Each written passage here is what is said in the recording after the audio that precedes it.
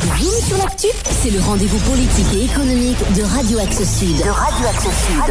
Un trio d'experts, pas toujours d'accord, décrypte l'actualité locale et nationale. Retrouvez également l'émission sur la web TV du Journal Toulousain et réagissez sur la page Facebook. Bonjour et bienvenue sur la web TV du Journal Toulousain, www.lejournaltoulousain.fr et sur les ondes de Radio Axe Sud pour ce rendez-vous traditionnel de Zoom sur l'actu, une autre manière d'apprendre la vie politique et l'économie. On va parler, comme à chaque fois, et du national et du local. Et au niveau national, il y a de quoi dire cette semaine avec Mélenchon, qui serait peut-être antisémite. Nous allons en parler ensemble. Les affaires, bien sûr, Cahuzac et Sarkozy qui ont envahi les ondes et les médias toute la semaine. Et côté local, nous allons parler des élections municipales avec des ralliements, des trahisons, des complots. On va essayer d'y comprendre un peu plus clair, mais voir aussi ce qui se passe et à droite et à gauche, parce qu'on a vu qu'à gauche aussi, il y avait des couacs et des ralliements. Donc on verra ça. On commence par le national et on va faire le tour de la table et on va dire bonjour à tout le monde. Patrick Aubin, mes hommages. Bonjour Thomas. Donc Patrick Aubin est toujours au Parti libéral-démocrate. Toujours. Alors la dernière fois, vous hésitiez à nous dire si vous étiez à l'UDI ou pas. Est-ce que vous y êtes ou pas? Ah non, j'y suis toujours pas, moi. Non, mais le Parti libéral-démocrate est bien adhérent de l'UDI. Oui, normalement on y est. D'accord. Sur la région, on y est pas. J'y suis pas. Ça veut dire quoi? Ça veut dire que vous n'êtes pas invité aux réunions? Oui, pour l'instant, oui. D'accord, ok. Vous n'avez rien d'autre à dire. Bon. Donc, Parti libéral-démocrate élu à Tournefeuille. Oui. Les municipales se préparent? Ça se prépare aussi. Très bien. Et chef d'entreprise, Johan Rovita. Salut Thomas. Ça va bien? Ça va très En bien. forme? Ouais. Bon. Je vois que vous êtes au centre aujourd'hui. C'est rare, t'as vu, pour une fois. Donc, conseiller national des jeunes populaires, les jeunes de l'UMP. Ouais. Est-ce que tout va bien aux jeunes de l'UMP? Est-ce que vous vous préparez aux futures échéances? Bah écoute, il faut, hein. Tout va très bien, tout va toujours très bien aux jeunes pop, donc... Tout va toujours très bien, je le bien note. sûr. Rémi Vincent, Bonjour Thomas, comment ça va? ça va pas mal. Vous m'avez manqué, ça fait longtemps que je suis pas venu. Ah d'accord. C'est vrai que la dernière fois que vous étiez absent, Je sais plus pourquoi, mais j'étais absent. mais en tous les cas j'avais reçu le mot de votre maman, donc il n'y a, y a pas de souci. Donc on a vu cette semaine dans le journal toulousain que monsieur Jean-Luc Moudin, que vous avez répondu Eh oui. sur la sécurité, puisque vous aviez fait une tribune la semaine dernière dans le journal toulousain, et Oui. cette semaine, réponse du berger à la bergère. Bah il a bien le droit, hein, heureusement. Vu la dureté de mes invectives, il a bien le droit et c'était dans son intérêt politique de me répondre. Il répond pas exactement sur les arguments que j'ai posés. Je suis toujours persuadé que la vidéosurveillance n'est pas la solution au problème de tranquillité et de sécurité des Toulousains et des Français en général. Mais ce sera avec plaisir que je débattrai de vive voix avec lui et chiffre contre chiffre et au moins avec une méthode scientifique plutôt qu'avec une méthode populiste et de drague de l'extrême droite. Donc Rémi Vincent, qui est donc au parti de gauche, Oui. le parti de Jean-Luc Mélenchon, et pour répondre à certaines personnes qui nous ont laissé des messages sur le site du journal toulousain, Rémi Vincent est bien un spécialiste des questions de sécurité, puisque consultant dans le monde privé, consultant en matière de sécurité publique et de prévention. Oui, j'ai fait mes études dans ce domaine-là et je travaille et avec les collectivités territoriales et puis à mon compte en tant qu'auto-entrepreneur dans ce domaine-là. Donc j'ai modestement une petite spécialité dans ce domaine-là. Oui. Très bien, messieurs, on y va avec la politique nationale et Jean-Luc Mélenchon. Alors ça tombe bien, Rémi, on va commencer par toi. Jean-Luc Mélenchon qui aurait tenu des propos antisémites envers Pierre Moscovici, le ministre des Finances. Alors, qu'est-ce qui s'est passé? Le week-end dernier, le parti de gauche tenait son congrès à Bordeaux. Et en fait, tout s'est passé en coulisses et non pas en tribune, où Jean-Luc Mélenchon aurait dit, par rapport à Pierre Moscovici, qu'il avait un comportement de quelqu'un qui ne pense pas français, qui pense finance internationale. Alors Jean-Luc Mélenchon, après, aurait dit qu'il n'avait pas tenu ses propos, et même qu'il avait été touché, que c'était un coup, une blessure, a-t-il dit, qu'on l'accuse d'antisémitisme. Qu'en est-il au parti de gauche, Rémi? Alors sachant que ça a été assez agité ce congrès quand même, puisque dans le même temps, il y avait l'un de vos responsables également, François Delapierre, qui lui avait traité carrément de salopard ceux qui créent la crise que nous traversons actuellement. Rémi? Le coup a été très douloureux. On a une histoire à gauche, et notamment dans la gauche qui se réclame du mouvement ouvrier, une histoire qui est rattachée au mouvement antifasciste. On lutte depuis nos ancêtres de l'histoire socialiste ont toujours lutté contre les idées fascistes, racistes, dont l'antisémitisme fait partie. Ça a été un coup très dur, et je ne le dis pas pour faire pleurer dans les chaumières, mais quand j'ai entendu le premier tweet de Jean Quatremer qui se prétend être un journaliste, ça m'a fait du mal, parce que c'est pas que je m'identifie aux propos de Jean-Luc Mélenchon, c'est que nous sommes dans un même parti, et traiter notre président d'antisémite, c'est-à-dire ça en revient à traiter tous les militants d'antisémites. Oui, sachant que Jean-Luc Mélenchon a même dit qu'il ignorait quelle était la religion de Pierre Moscovici. Oui, mais moi, honnêtement, déjà, c'est pas marqué sur le front des gens quand ils sont juifs, catholiques, orthodoxes ou protestants. Et qu'ils soient juifs ou non, les propos tenus par Jean-Luc Mélenchon et les propos que je peux retenir aujourd'hui n'ont rien à voir avec la religion de Pierre Moscovici. Vous avez rappelé la phrase, je ne vois pas en quoi elle est antisémite. Pourquoi on a dit que Pierre Moscovici ne parlait pas en français ? Parce qu'il fait partie de l'Eurogroupe, des ministres de l'Eurogroupe, ces 17 salopards, entre guillemets, qui ont été dénommés comme ça par François Delapierre, et qui décident de mettre à genoux des peuples et d'imposer des plans de rigueur et d'austérité à des peuples. On a pointé du doigt ce fait-là et Pierre Moscovici, parce que quand on est français, nous estimons qu'il y a une histoire républicaine et une histoire sociale française qui fait qu'à l'international, on se tient autrement vis-à-vis des peuples qui sont nos alliés, et que s'il dit oui pour ce qu'on est en train de faire aux Chypriotes, aux Grecs, aux Espagnols et aux Portugais, ça veut dire qu'il serait capable de le faire aux Français, à son peuple français. Il sort du même moule que tous ces énarques, qu'ils soient du PS, de l'UMP ou de toute de ces dizaines d'énarques et de belles personnes, ces crânes d'œufs. Ils pensent tous la même chose, ils pensent comme le capital, comme la finance internationale, et c'est en ce sens qu'on parlait de ça. Alors, je ne sais pas si c'est un crâne d'œuf, mais Arlène Désir, lui, est allé encore plus loin, puisqu'il a dit, par rapport donc à ses propos de Jean-Luc Mélenchon, que c'était un vocabulaire des années 30 que l'on ne pensait plus entendre de la bouche d'un républicain. Le Parti socialiste a dépassé beaucoup de bornes ce week-end. On n'était pas habitué à tant de violence et surtout à des arguments si bas. Ils ont déversé un torrent de boue haineux sur le parti de gauche et le Front de gauche, qui fait partie de la gauche, je vous le rappelle, et sans les voix des électeurs du Front de gauche, ils n'auraient pas battu Nicolas Sarkozy au second tour. C'est ignoble, ils ont dépassé des bornes qui seront difficiles à excuser. Je pense que c'est un parti en totale décomposition idéologique, qui est totalement pétrifié par l'exercice du pouvoir, qui ne sait plus ce qu'il fait. François Hollande n'a jamais été, c'est le président le plus impopulaire qu'on ait eu. Je pense que ce gouvernement va pas tarder à s'écrouler, comme le reste du système, et du coup ils en sont revenus à utiliser ce genre d'arguments minables. Bon, alors messieurs, Patrick, qu'est-ce que tu penses de cette histoire, et est-ce que finalement Jean-Luc Mélenchon n'est pas victime de lui-même, c'est-à-dire est-ce que les provocations auxquelles il nous a habitués ne vont pas trop loin ? C'est la question qu'on peut se poser aussi, au-delà de l'aspect, c'est vrai, sur le fond dont m'est parlé Rémi. Oui, bon, pour moi, c'est beaucoup plus profond que cela. Hein. Alors déjà, est-ce que pour toi, Jean-Luc Mélenchon est antisémite ? C'est la première question. Justement, je vais l'expliquer. Je vais essayer de ne pas être trop long dans mon explication, mais c'est très profond. Ça remonte un peu, j'irais, aux origines du marxisme, léninisme et tout ça. Donc là, c'est retour vers le futur. J'aimerais d'abord... Non, je vais partir justement d'aujourd'hui, parce que ce qui est marrant, c'est que j'ai trouvé une phrase que Mélenchon a prononcée après ceci. Il a dit que c'était une diversion malhonnête à la méthode socialiste habituelle. Insulter et insigner plutôt que de répondre sur le fond. Alors, on va essayer de comprendre un peu cette phrase. Déjà, diversion malhonnête à la méthode socialiste habituelle. Bon, je ne sais pas, est-ce que le parti de gauche est socialiste ? Est-ce qu'il est communiste ?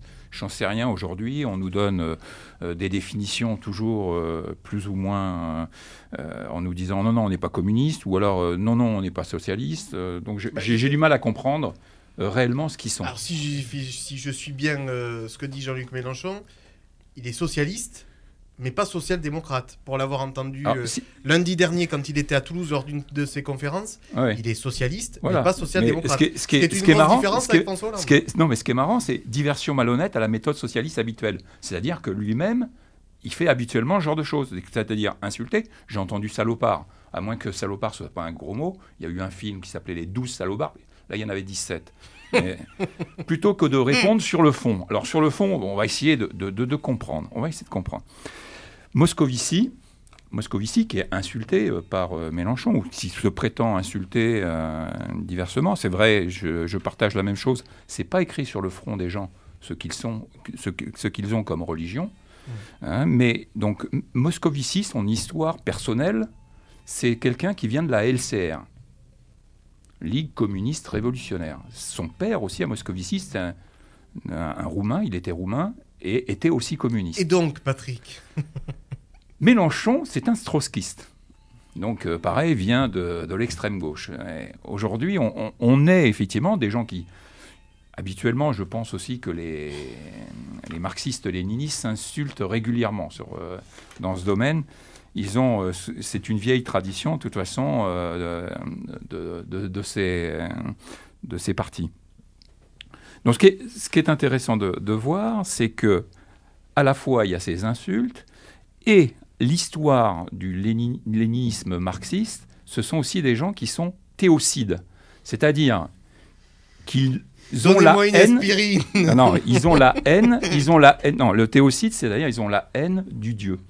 Donc inévitablement, ils sont anti-Dieu, donc ils sont inévitablement. Rémi, Patrick, ils sont forcément, de toute façon, anti-catholiques, antisémites, anti-juifs, et ils sont aussi anticapitalistes. Ils ont la haine aussi des capitalistes. Non, mais donc, Patrick... Mais ça veut dire... Effectivement, alors les propos qu'il a tenus directement n'étaient pas des propos antisémites. Donc on y est. Mais je reviens encore toujours à mes histoires, et notamment à 1930, parce que Hitler a commencé aussi comme ça. Il a mis des bases, il a été contre la finance, Pourquoi ? Parce que dans l'histoire du monde, la communauté juive a beaucoup effectivement été dans des métiers de la finance, étaient des comptables, d'ailleurs à l'époque de l'Ancien Régime, étaient beaucoup des comptables, et on se retrouve aujourd'hui à avoir quelqu'un qui balance sur la finance internationale. Donc la finance internationale, donc là, on a Goldman Sachs, on a éventuellement... Donc on fait un amalgame à un moment... Ça sont les salopards. Voilà, on fait un amalgame à un moment de beaucoup de choses, et on se retrouve effectivement à mettre des boucs émissaires. Alors, Johan, cette histoire, qu'est-ce qu'elle t'inspire? Et en tous les cas, est-ce que pour toi, Mélenchon est antisémite? Alors, moi, je pense que j'ai une haute image de la politique. Je n'espère pas que Jean-Luc Mélenchon avait des arrière-pensées telles que celle-là envers Moscovici. Je pense que c'est du Mélenchon, tout simplement. C'est encore une fois faire du buzz, faire parler. C'est du Le Pen d'extrême gauche. On est habitué depuis un petit moment à voir Jean-Luc Mélenchon tenir des propos qui sont toujours... on dirait du Rémi Vincent, quoi. Rémi l'a tenu 1 minute avant de parler de l'extrême droite et de l'UMP. Jean-Luc Mélenchon, c'est à peu près pareil. Moi, je pense que le fond du problème, c'est que si Mélenchon, il déteste vraiment les ministres, il déteste le système PS, il faut qu'Hollande en tire les conséquences, notamment à l'occasion des élections locales. Et il faut que Jean-Luc Mélenchon s'émancipe et que c'est trop facile. C'est en cours, ça, on va en parler tout à l'heure. Je pense que voilà, c'est de l'hystérie de Jean-Luc Mélenchon, c'est faire du buzz et c'était le but. Les propos ont d'ailleurs été tenus en off, il y a eu 15 versions différentes. Je pense que le but, c'était surtout de faire du Mélenchon et de faire parler de lui. Donc c'est dommage. Après, Rémi reproche souvent à l'UMP de ne pas avoir de fond. Là, sur le coup, c'était vraiment juste pour faire du buzz. Rémi. Non, mais bon, j'ai pas compris ce que voulait dire Patrick Aubin, donc je ne vais pas répondre. Je n'ai rien compris. Johan a raison. On est dans une période où si on ne fait pas de coups d'éclat et de bonnes phrases, on n'est pas écouté. C'est-à-dire que s'il n'y avait pas eu cette bonne phrase sur les salopards, par exemple, on n'aurait jamais parlé du parti de gauche et du congrès du parti de gauche. Donc on assume complètement la fonction d'attirer l'œil des médias pour qu'ils parlent un peu de nous. Le problème ensuite, c'est que vous parlez plus de ça que de nos propositions de fond, notamment a été adopté le manifeste. Ah oui, mais ça c'est votre problème, Rémi. D'accord. À un moment mais donné... sur les 3 jours de congrès, il y a eu une couverture médiatique uniquement sur ça. Pourquoi les 17 salopards ? Le mot est violent, mais... faut aller vite, Rémi. Hein. Le mot est violent, mais la société aujourd'hui, avec ses plans d'austérité et cette crise, est violente. Et cette violence-là, tout le peuple et tous ceux qui subissent les plans d'austérité orchestrés par le PS et par la droite le ressentent comme ça. On a voulu incarner, parce que François Hollande, au discours du Bourget, c'est très bien ce qu'il dit. Mon adversaire, c'est le monde de la finance. C'est une très bonne chose. Il a marqué des points là. Mais ensuite, il dit juste après, mais la finance n'a pas de visage et pas d'adresse. C'est pas vrai. La finance, ça a un visage. Il y a des responsables financiers, il y a des responsables politiques qui sont autour de la table. Pierre Moscovici, quand il est autour de la table de l'Eurogroupe, il prend une décision. C'est un être humain. Il a un cerveau. Il a peut-être un mandat politique, mais c'est un être humain qui décide ça. C'est un être politique. Donc c'est normal de montrer du doigt aux gens qui sont les responsables de la crise. Parce que nous aussi, on incarne. Moi, en tant que militant politique, si on était était au pouvoir, j'assumerai tout ce qu'on fait, ou alors j'arrêterai. Et je peux pas me cacher derrière, c'est pas moi, c'est le monde de ceci ou de cela, je n'ai pas de visage, je n'ai pas d'adresse. Il faut pointer du doigt les responsables, parce qu'ils doivent rendre des comptes à force de mettre les peuples dans ces conditions. Et Johan a raison quand il dit Le Pen de gauche. Non, mais ça...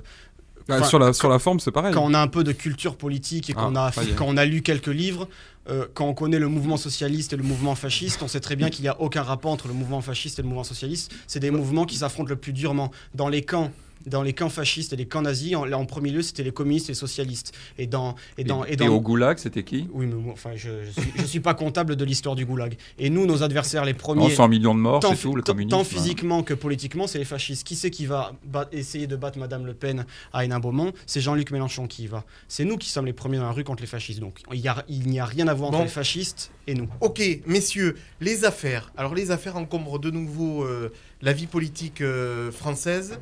Alors au moment où il y a une crise économique qui est quand même terrible, aujourd'hui, affaire Cahuzac, affaire Sarkozy qui sortent, est-ce que c'est pas dangereux dans une période de crise d'avoir en plus des affaires, ce qui pousse les Français à être en désamour complet avec la classe politique? On l'a vu dans les élections partielles qui ont eu lieu dans l'Oise, où entre les deux tours, le Front National gagne 6000 voix. Grâce à la gauche. Et où on voit que ni le PS ni l'UMP, en fait, ne progressent et en fait, profitent de la situation. Est-ce que la crise n'est pas grave, Patrick ? Et que t'inspirent les affaires ? La crise, si, la crise est grave, mais bon, si on parle des affaires... de la crise envers la politique. En fait, on est bien dans une crise politique, effectivement. Il y a une crise économique, il y a une crise financière, il y a une crise... Et il y a surtout une crise politique en France. La crise politique. Alors, les deux affaires, il ne faut pas non plus mélanger. Il ne faudrait pas sombrer non plus dans le populisme. Oui, mais elles tombent quasi au même moment. Oui, bon, il y a des instructions qui étaient menées. Sur celle de Bordeaux, elle se terminait pratiquement. Donc, sur Cahuzac, il n'y avait pas d'instruction. C'est-à-dire que c'est un média, c'est un média, voilà, qui a sorti l'affaire. C'est deux affaires différentes. Et en fait, il y a eu un enregistrement sorti par ce média qui a été expertisé. La justice, apparemment, dit... L'enregistrement est réel. Qu'elle soit concomitante, il n'y a pas eu de volonté ou de complot monté de l'un contre l'autre. J'irai pas jusque-là, moi. Donc il y a eu effectivement ces enquêtes de Mediapart. Cahuzac, s'il n'avait pas fait de choses, ça serait tombé tout seul.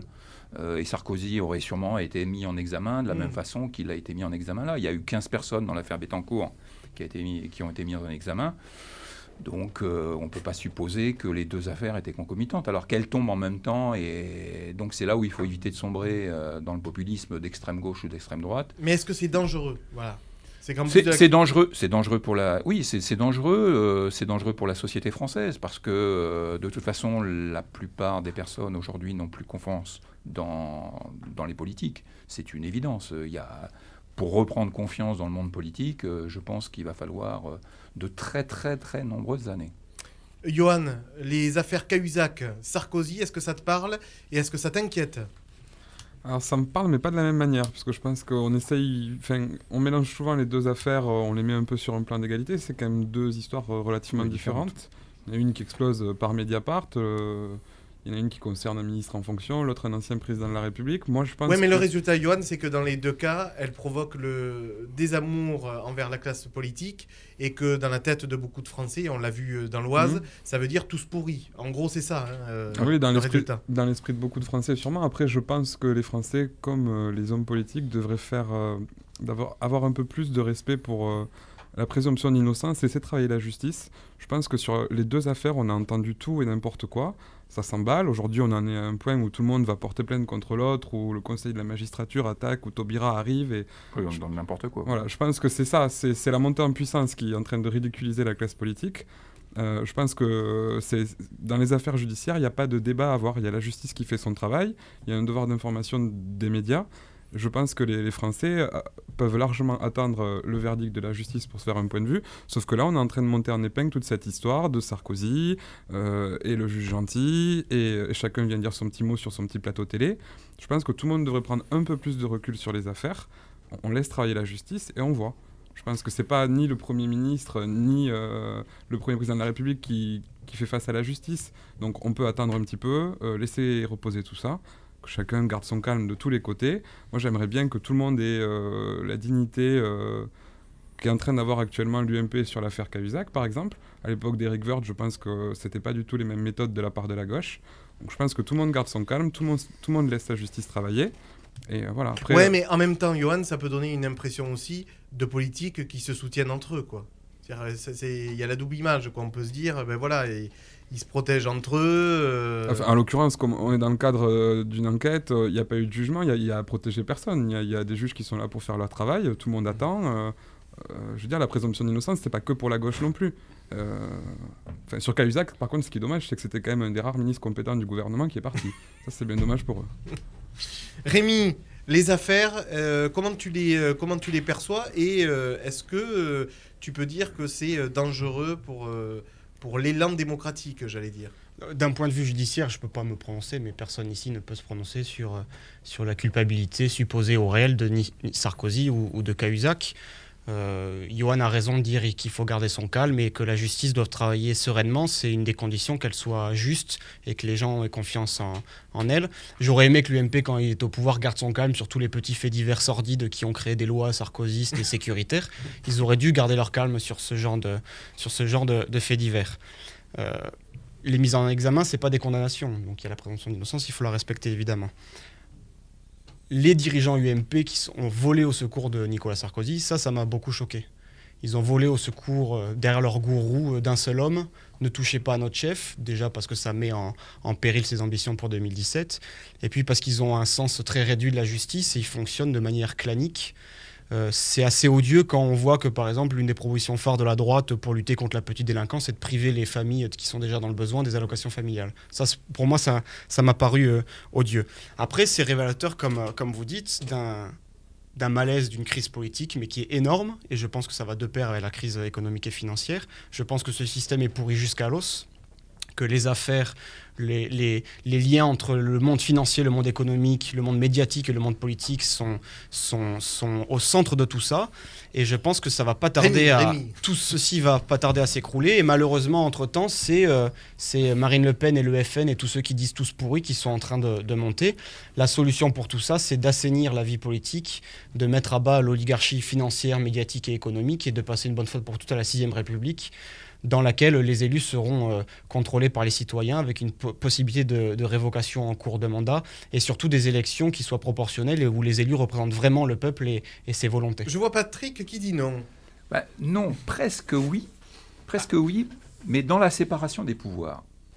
C'est-à-dire, il vient de le dire, l'économique, c'est pas les élus qui doivent s'en occuper. La politique, c'est l'article 2 de la Déclaration des droits de l'homme, c'est-à-dire la garantie des droits des citoyens. Et uniquement cela. Et les politiques, aujourd'hui, ils interviennent dans tous les domaines, de nos vies aussi, de nos vies privées. C'est pas normal. Il faut que ça change à ce niveau-là. C'est la séparation des pouvoirs. Donc on sépare l'économique du politique.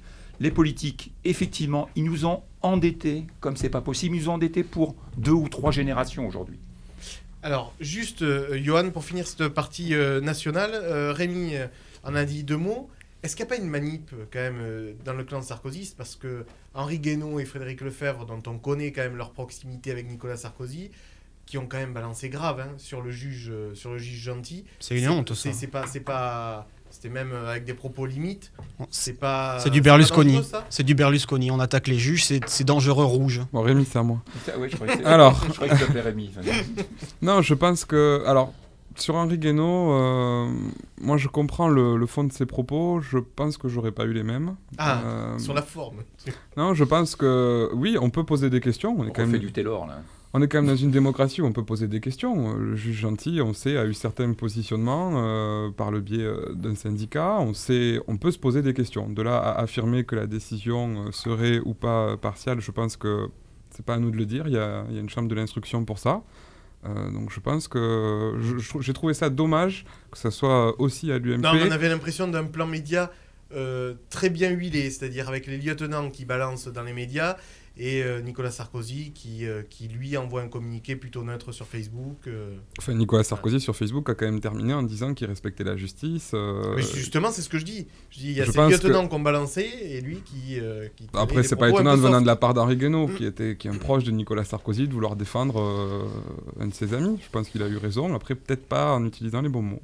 Très bien, messieurs, c'est la mi-temps. On va pouvoir aller éplucher des oranges, se rafraîchir et on revient juste après la pause. Bienvenue à tous ceux qui viennent de nous rejoindre sur les ondes de Radio Axe Sud et sur la web TV du Journal Toulousain. C'est comme une fois par mois, Zoom sur l'actu, le rendez-vous politique et économique de Radio Axe Sud avec nos chroniqueurs maison, Patrick Aubin, Johan Rovita et Rémi Vincent. Alors j'ai oublié de le dire tout à l'heure, j'excuse parce que j'ai reçu un mot de sa maman aussi, Pierre-Nicolas Bapt, qui travaille, j'allais dire ce soir, mais non, qui remplit son rôle d'élu puisqu'il est au conseil municipal de Colomiers, donc il est tout excusé, je le dis à sa maman. Alors on passe à la partie locale, messieurs, avec une pré-campagne municipale qui agite beaucoup dans les chaumières, avec tout le monde qui essaie de se placer, alors à gauche comme à droite. Alors en résumé, Pierre Cohen donc, va être candidat à Toulouse avec une liste d'union PRG-PS. On ne sait pas encore ce que vont faire les Verts. Le parti de gauche, je regarde Rémi, a annoncé qu'il serait autonome. Alors très certainement avec une partie du Front de gauche. Mais par contre, le Parti communiste, lui, devrait être avec Pierre Cohen. Mais dans le même temps, alors c'est dommage que Pierre-Nicolas ne soit pas là, mais le sénateur PRG Jean-Pierre Plancade, lui, annoncerait se préparer pour les municipales. Là, tout ça est à gauche. Je passe à droite, où la semoule est encore meilleure, puisque nous avons pour l'instant 2 candidats, un officiel, Christine de Vérac. Au mois de mai, l'investiture UMP devrait arriver dans l'escarcelle de Jean-Luc Moudenc. Entre-temps, nous avons appris des ralliements de l'UDI vers Jean-Luc Moudenc. Pendant ce temps-là, René Bouscatel, lui, ne dit rien. On attend sa prise de position. Et le Front National, lui, a annoncé qu'il aurait une liste. Alors, on va essayer d'y voir plus clair avec les uns et les autres. Johan, déjà, sur ces histoires dans ton camp de ralliement de l'UDI à Jean-Luc Moudenc, qu'est-ce qui se passe? Raconte-nous tout. Alors, on a eu, ça a commencé avec François Chollet. Avec François Chollet. Donc, du groupe Toulouse Métropole, qui a dit clairement qu'il s'engageait derrière Jean-Luc. Donc ça, c'est une excellente nouvelle et c'est peut-être au sein de leur groupe, du groupe dissident, peut-être matière à réfléchir. Donc le groupe auquel tu fais référence, qui est le groupe de René Bouscatel. Voilà. Ensuite, on a eu Jean-Jacques Bolzan. Donc là, c'est l'UDI. Là, c'est l'UDI, le parti radical, qui s'engage donc derrière Jean-Luc, puisqu'il explique que ça n'avance pas dans l'équipe de Vérac, et qu'il n'y a aucun esprit d'équipe et qu'il y a un problème de leadership. Je pense que c'est clair. On a eu Claude Doucier aussi, qui est le responsable du projet de l'équipe de Vérac. Donc, au bout d'un moment, Christine de Vérac va se retrouver toute seule, je pense. Et la leçon à tirer de tout ça, c'est que l'unité est en train de se faire autour de Jean-Luc. Je pense qu'il faut pas, faut voir la réalité telle qu'elle est. Jean-Luc Moudenc, que je l'ai déjà dit ici, est pour moi le candidat naturel pour la mairie. Et les gens sont en train de le comprendre. Et voilà. Alors, je sais pas si c'est des trahisons, des ralliements. C'est peut-être tout simplement. C'est de la politique, tout simplement. C'est de la politique et c'est des gens qui ont compris qu'on pouvait gagner cette mairie si on était unis, et si on était unis un an avant. Il faut pas, voilà. Alors Patrick, toi qui es censé être, je dis bien censé être à l'UDI, ton cœur il balance où? Il balance de Vérac a été UMP. Elle a été élue aux européennes sur la liste. C'est l'ex-présidente de l'UMP Toulouse. Exactement. Donc, UDI, c'est pas tout à fait ça. C'est la candidate qui a été annoncée par Jean-Louis Borloo comme chef de file. Jean-Louis Borloo, par rapport au PLD, bon, il est quand même plutôt socialiste, quoi. Hein. Il est loin d'être réellement un libéral. Bon, d'accord, ça c'est dit. Oui, je le dis régulièrement, donc je peux effectivement le dire. Donc sur ces ralliements, alors? Donc les ralliements, bon, c'est des gens qui manquent de conviction. Ils vont manger à la soupe, comme on dit, à la soupe populaire.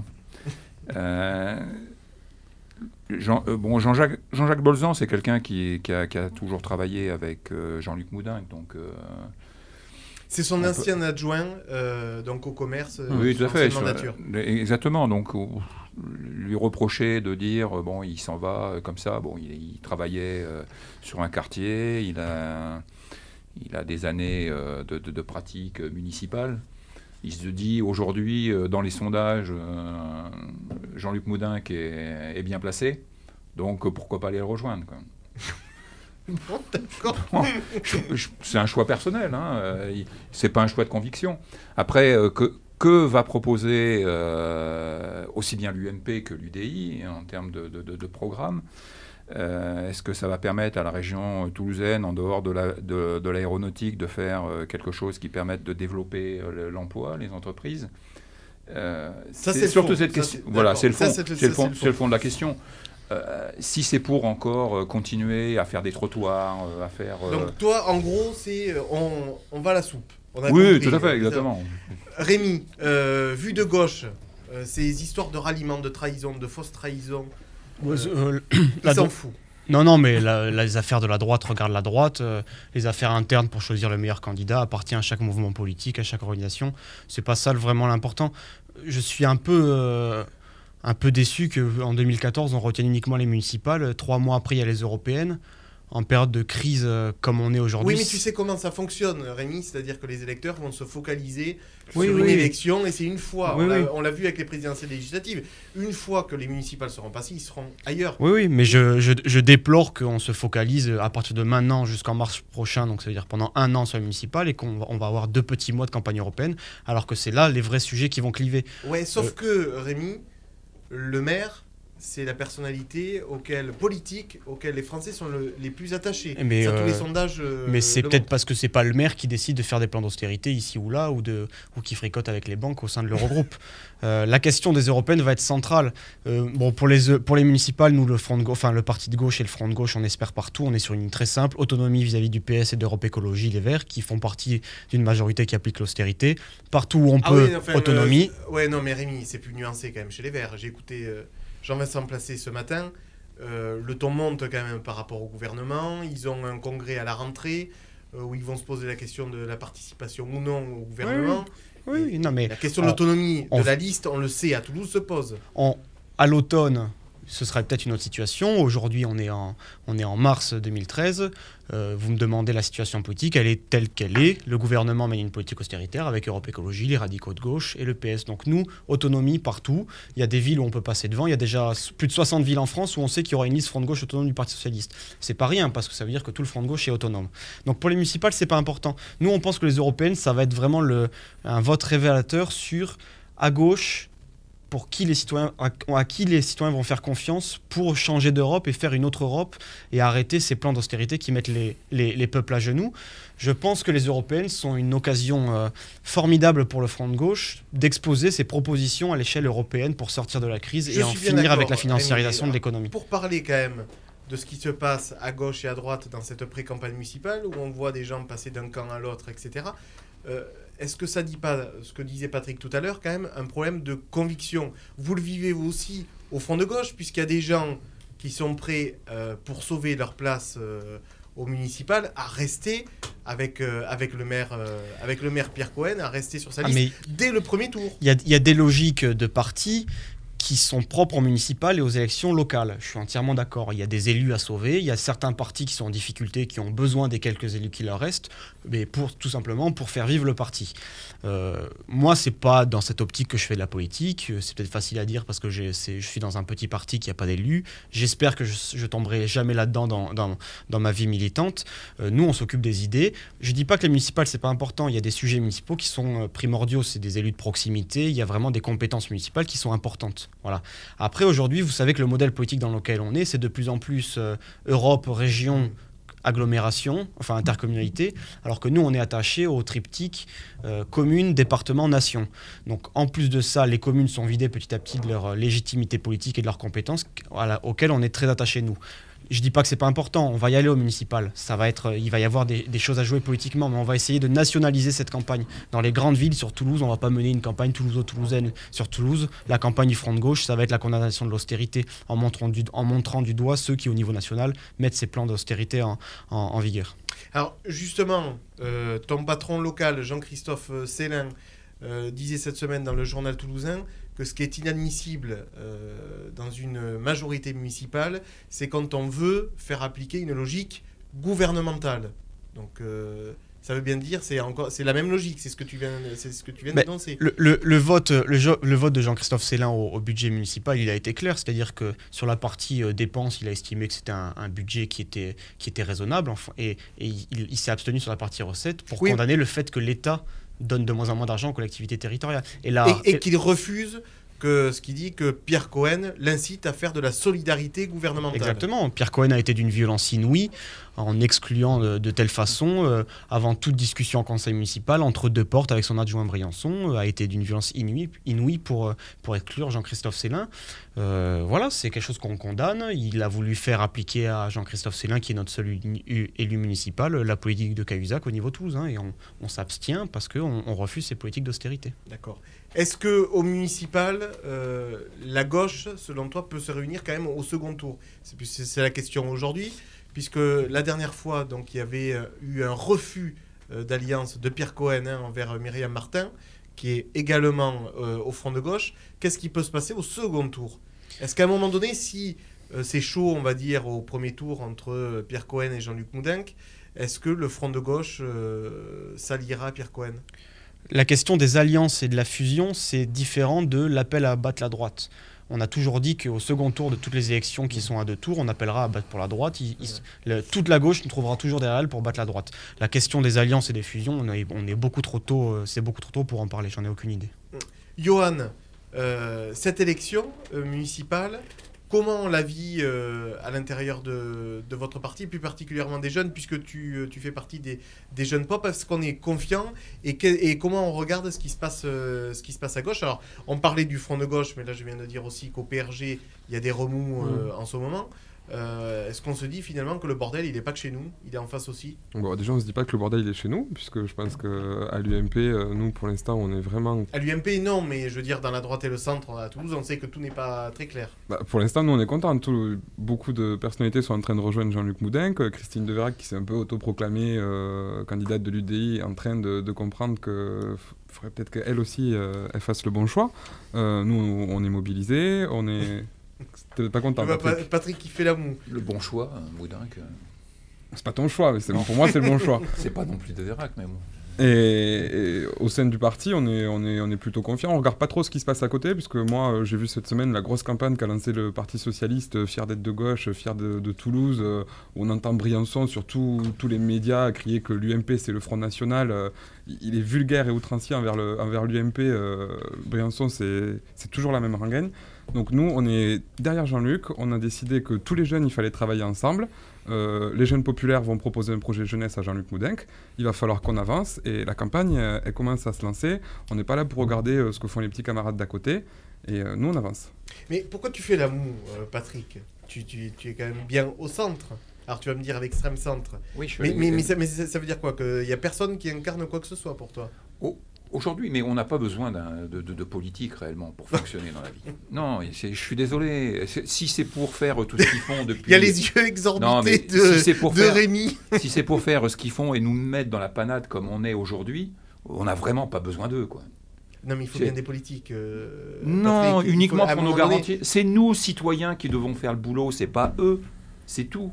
Il faut arrêter avec ça. Patrick, tu es bien élu quand même. Donc ça veut dire qu'à un moment donné, tu juges qu'il faut que tu y ailles. Il faut que j'y aille parce qu'il faut défendre effectivement les droits des citoyens, les droits de liberté, de propriété, de sécurité et de résistance à l'oppression. Voilà les seules choses qu'on a à faire. On n'est pas là pour faire des trottoirs, on n'est pas là pour faire des routes. C'est les citoyens qui doivent le faire. C'est pas aux politiques de faire ça.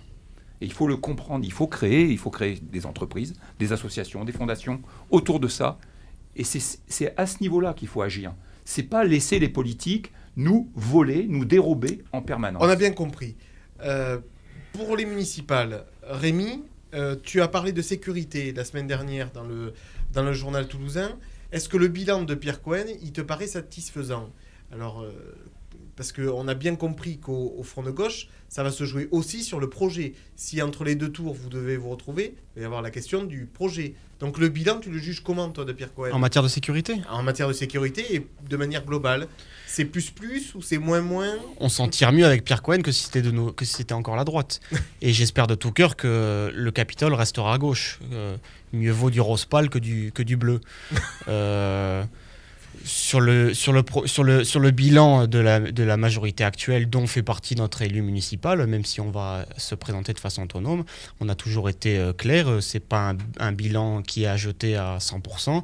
Il y a beaucoup de bons points dans le bilan de la majorité actuelle.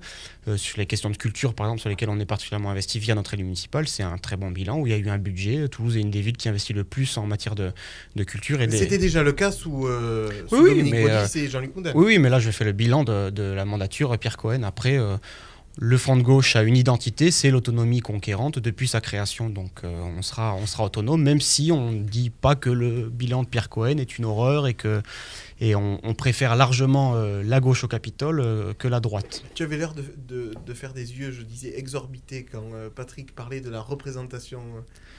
Non, mais pourtant j'ai un peu étudié les sciences politiques et j'ai du mal à saisir la cohérence de tout ce que dit Patrick Aubin. C'est des espèces de fantasmes un petit peu balbutiés avec quelques arguments ici ou là. Je vois pas comment les citoyens peuvent trouver un débouché à leurs problèmes quotidiens dans l'idée de il faut plus de politique, c'est aux entrepreneurs de faire la vie. Je comprends pas tout. C'est de l'anarchisme de droite ou de l'anarcho-capitalisme. Sauf que Patrick oublie que la première des oppressions, c'est l'oppression de celui qui est détenteur du capital face à celui qui a uniquement sa force de travail. Donc c'est louable, il veut supprimer toutes les autres oppressions, mais il oublie la principale qui est celle des ressources économiques. Patrick, je sens que tu veux répondre. Non, mais on est dans un charabia, puisque il nous parle en permanence politique d'austérité. Lui, il veut faire quoi? Il veut faire que des dettes. Moi, j'ai jamais vu un pays au monde communiste faire le bonheur du peuple. Je n'ai jamais vu ça. Et donc, quand il nous dit aussi, par exemple, qu'on donne de moins en moins, l'État donne de moins en moins aux collectivités locales, heureusement qu'il donne de moins en moins. Parce que s'il donnait de plus en plus, eh bien la situation serait encore pire aujourd'hui. Il t'a pas dit, d'après ce Jean Brun, qu'il voulait endetter. Il te dit que la dette n'est pas forcément un problème. La dette n'est pas un problème. Ah oui, mais la dette, elle est juste... On peut résoudre la dette. On peut résoudre, donner encore plus de dettes pour aller vers les financiers. Mais messieurs, pour donner de plus en plus, effectivement, la main à la finance internationale. Non, mais messieurs, pour revenir sur le local, parce que ça, c'est intéressant quand même. Est-ce que... C'est le pompier pyromane, ça. C'est le pompier pyromane. On est parfaitement dans ce genre de choses. Alors, comme on va être dans une phase où on va faire les projets municipaux, alors justement, il y a la question de l'endettement.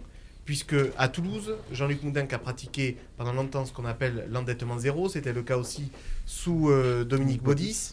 Cette année, pour la première fois, le Capitole dit stop à l'endettement zéro. Et pour la première fois, on va rentrer dans de l'emprunt. Patrick, c'est un problème de rentrer ou pas dans l'emprunt? Oui, c'est une erreur complète. Bon. Sur le plan comptable et à la fois parce que, c'est bien, il n'y a aucun endettement. Ah ben c'est bien, on pioche dedans, on fait un endettement. Et puis demain, l'autofinancement baissera. Et puis point final, quoi. Johan, la fin de l'endettement zéro, c'est un point important quand même, puisque c'était le cheval de bataille, j'allais dire, de la droite toulousaine, historiquement. D'ailleurs, Jean-Luc Moudin a été le premier à le dire, à dénoncer ça. Je pense que c'est inconscient de la part de la municipalité actuelle. On ne réfléchit pas à ce qui se passera pour les générations à venir. Voilà. Après, c'est peut-être sûrement lié au financement de grands projets qui ne sont pas utiles pour la ville. On a parlé du tramway, on pourra en aborder là. Les trottoirs de Patrick. Ouais. Rémi, qu'est-ce que tu leur réponds là? Parce que là, ils ont fait un tir groupé là. Non, mais c'est la rhétorique de droite classique. C'est que.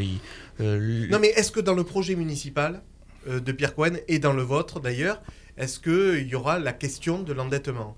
Est-ce que il faut sortir. Est-ce que pour fonctionner, une municipalité a besoin d'emprunter? J'ai compris la question. La question, c'est il faut arrêter avec le cliché de la gauche s'endette et la droite est saine financièrement. Ça n'a rien à voir. Il y a des communes. Et pourtant, c'est ce qu'ils disent et l'un et l'autre. Oui, non, mais peut-être d'accord, mais il y a des communes avec des maires communistes ou front de gauche qui ne sont pas endettés, qui ont des finances très saines. Donc ça n'a rien à voir. De droite qui sont endettés. On est d'accord. Donc ça n'a rien à voir avec le clivage droite-gauche. La question, c'est pourquoi on s'endette, à quoi il sert l'endettement? Si c'est uniquement pour combler un trou sans fin de problèmes de fonctionnement. Là, d'accord, si c'est des investissements, si les petits Toulousains ou les petits de telle commune ont besoin d'une école, ont besoin d'une telle infrastructure, bon, ben voilà, il y a des besoins humains, il y a des besoins de l'intérêt général, et bien on met l'argent qu'il faut pour. La question, c'est qu'il y a de plus en plus de communes qui sont prises à la gorge, qui ne peuvent plus emprunter ou qui empruntent à des taux rédhibitoires, parce qu'il y a des politiques d'austérité, et que quand le budget de l'État est diminué, et bien ça se répercute sur tous les budgets, notamment les budgets des collectivités territoriales. Quand je vous prends juste un exemple très concret. Pourquoi tu dis la boucle est bouclée? Parce qu'on est revenu au salopard du début, Ouais. non mais Johan a encore une fois totalement raison. Ça fait 3 fois. Hein. Ce soir, 3 c'est fois. mon meilleur ami. Ouais, dis donc. Il y a fait 203. Il y a un lien, non mais je rigole pas, il y a un lien direct entre les politiques d'austérité qui sont décidées par l'Eurogroupe et le budget du moindre petit bureau de secrétariat de la petite commune qui est prise à la gorge par l'austérité. C'est un lien, c'est tout. C'est pour ça que je suis contre le fait d'autonomiser les questions des municipales, les questions des législatives et des présidentielles qu'il y a eu l'an dernier et les questions des européennes. Quand on lutte contre l'austérité, il y a une cohérence. Ça vient de l'Europe parce que l'Europe aujourd'hui est la cause de nos principaux problèmes et ça se décline jusqu'aux collectivités territoriales. Il y a un lien entre tout ça. Donc la sanction, il faut la mettre aux municipales puis aux européennes. Alors, juste pour conclure, messieurs, sur la question des élections municipales, le calendrier de chacun, c'est quoi? Parce que là, aujourd'hui, on se pose beaucoup de questions. Les journaux locaux font leur une avec qui va être tête de liste, à gauche, à droite, à l'extrême gauche, à l'extrême droite, etc. À partir de quel moment la campagne municipale doit-elle commencer, Patrick? À quel moment on doit dire top départ officiellement? Normalement, c'était là. C'est un an avant où on peut Donc, ouvrir un compte. À partir du moment où on peut ouvrir un compte pour les élections municipales et être rattrapé, je dirais, un jour sur les financements, c'est ça, c'est à partir de ce moment-là. Mais bon, je dirais que la campagne des municipales, par exemple, pour le maire actuel, c'est commencé dès le début de son mandat. Donc il n'y a pas une règle particulière. D'accord. Johan, en campagne ou pas alors, officielle? Je pense que la campagne a déjà commencé, bien sûr, par rapport à tous ces ralliements, tout ça. Je pense qu'au mois de septembre, par contre, il va y avoir une autre étape. On va commencer à partir sur du projet contre projet, examiner le bilan de la mairie de Pierre Cohen. Je pense que oui, matériellement, on a commencé la campagne par rapport au compte de campagne. On a les premiers ralliements, ce que toi tu appelles les trahisons. Mais je pense que... Ah non, je dis pas ça. Non, je dis... il faut le dire aussi. J'employais le mot trahison, puisque quand on voit des personnes qui font campagne avec tel chef de file qui, une semaine après, font la même campagne, mais avec un chef de file différent, on peut appeler ça un ralliement, une trahison. Enfin voilà, c'est de la sémantique, mais... Il y a les deux à la fois. Et après, je pense que le vrai travail d'opposition, pour nous, il a commencé il y a longtemps, que ça soit par Toulouse Avenir. Oui, mais l'opposition, c'est pas la campagne. Non, mais c'est ça, c'est aller voir les Toulousains, commencer à discuter, voir les problèmes, et après, on monte un projet, après, on en discute, on en débat, et là, on rentre, je pense qu'au mois de septembre, on va rentrer dans un vrai combat politique. René Bouscatel, il n'est pas entré, lui, dans la campagne. Tout le monde est suspendu à sa décision. D'ailleurs, François Chollet, dans la dépêche du Midi, lui a demandé d'ailleurs de prendre position. Qu'est-ce que tu lui dis? La dernière fois, tu as fait un appel à Christine de Vera. Qu'est-ce que je fasse un appel à René Bouscatel. René Bouscatel, dans le dernier sondage, si j'ai bien compris, 6% des Toulousains seraient prêts à lui faire confiance. Voilà, je pense que René Bouscatel, il doit réfléchir, surtout qu'il réfléchisse avec François Chollet, qui lui donnera la bonne voie, et qu'il vienne rejoindre Jean-Luc Moudin, et qu'on travaille tous ensemble et qu'on avance. Chaque mois, on va avoir l'appel de Johan Robita. Voilà. Rémi. Le début de la campagne. Eh ben, le début de la campagne. On n'y est pas? Non, alors, sur les municipales, tu as bien compris que ce n'était pas ma tasse de thé, les municipales, parce qu'on n'est pas un parti municipal. Il y a un événement, il y a une échéance qui nous intéresse au parti de gauche, au Front de gauche, c'est le vote des militants du Parti communiste français dans toutes les sections du département pour savoir est-ce qu'ils choisissent ou pas l'autonomie vis-à-vis de la majorité actuelle. C'est tendu entre vous. Hein. C'est tendu avec certaines personnes du Parti communiste, avec la grande partie des militants. Je m'entends extrêmement bien et on s'entend politiquement extrêmement bien, notamment sur la circonscription dans laquelle j'étais candidat, où il y a une entente parfaite entre nous. Donc j'espère que les communistes garderont cette fierté, la tête haute de l'autonomie, même si ça a un prix en termes d'élus et de financement des partis politiques. Mais encore une fois, nous, on est en campagne européenne, dès maintenant et jusqu'en juin prochain. On l'a bien compris, donc on va être obligé, il va nous forcer, dans la prochaine émission, à parler de l'Europe. Merci en tous les cas, tous les trois, d'avoir participé à ce débat de haute tenue ce soir. J'avoue que ça manquait d'invective. Presque, je suis un peu déçu ce soir. Je vais pleurer. Merci à tous de nous avoir supportés pendant 1 heure sur les ondes de Radio Axe Sud et sur la web TV du Journal Toulousain. Je remercie Christian Samblanca qui, comme d'habitude, est à la technique et il nous surveille. À la fin de l'émission, il nous donne un carton jaune pour savoir si ça a été bon ou pas. Au mois prochain et à très bientôt. Merci. Zoom sur l'actu, c'est le rendez-vous politique et économique de Radio Axe Sud. Un trio d'experts, pas toujours d'accord, décrypte l'actualité locale et nationale. Retrouvez également l'émission sur la web TV du Journal Toulousain et réagissez sur la page Facebook.